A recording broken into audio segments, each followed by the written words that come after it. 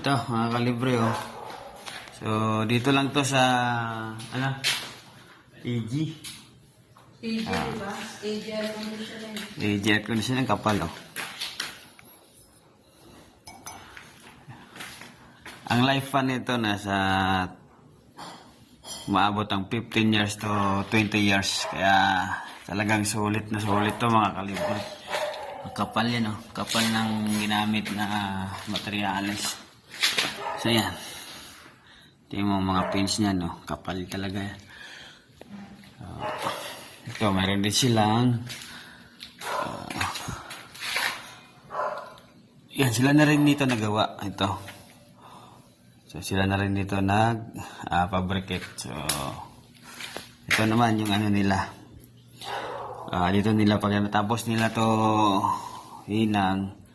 So meron tayong pang leak test dito. So tingnan niyo to ito. Diba? Titibay ito. Yan naman yung mga gamit nila mga kalibre. So kompleto sila sa gamit yan.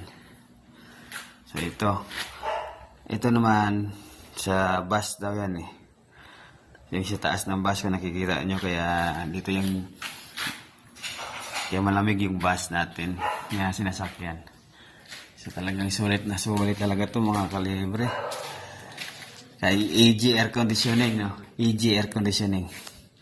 So nandito lang yun sa Quezon City. So may payatas, Olitex.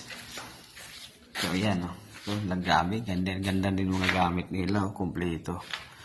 Mga kalibre. So yan, sa gustong fabricate na mga evaporator, mga condenser. So ito, sulit na sulit talaga to.